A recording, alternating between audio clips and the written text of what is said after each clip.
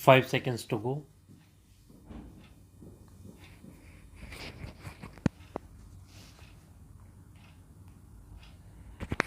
Start. The circumstances proved should be such as to exclude every hypothesis except the one sought to be proved. Stop. But this does not mean that before the prosecution case succeeds in a case of circumstantial evidence alone, comma, it must exclude each and every hypothesis suggested by the accused, comma, howsoever extravagant and fanciful it might be. Stop. Para. There must be a chain of evidence so far complete as not to leave any reasonable ground for conclusion consistent with the innocence of the accused, and it must be such as to show that within all human probability, comma, the act must have been done by the accused. Stop. Where the various links in a chain are in themselves complete, comma, then a false plea or a false defense may be called into aid only to lend assurance to the court. Stop. Para. The court further went on to hold that in applying this principle, comma, distinction must be made between the facts called primary or basic, comma, on the one hand, comma, and the inference of facts to be drawn from them, comma, on the other. Stop.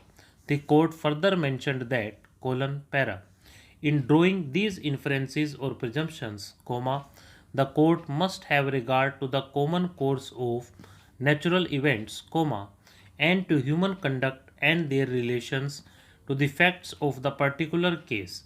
Stop. Para.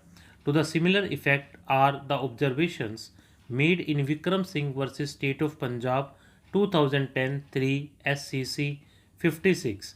Stop. Para.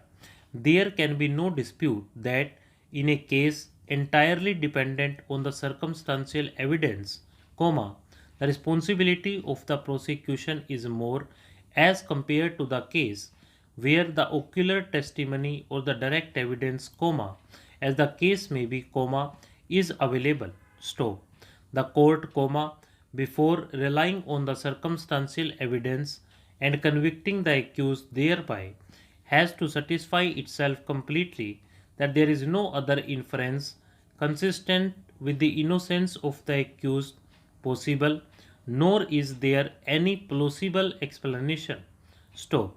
The court must, comma, therefore, comma, make up its mind about the inferences to be drawn from each proved circumstance and should also consider the cumulative effect thereof.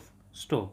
In doing this, comma, the court has to satisfy its concerns that it is not proceeding on the imaginary inferences or its prejudices, and that there could be no other inference possible accepting the guilt on the part of the accused. Stop. Para. We respectfully agree with the principles drawn in the above mentioned cases and hold that the prosecution was successful in establishing the above mentioned circumstances against the appellant, comma, individually, comma, as well as, comma, cumulatively. Stop.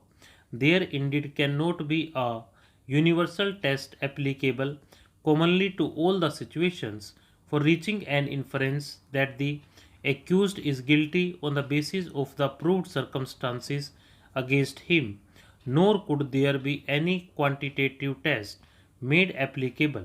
Stop.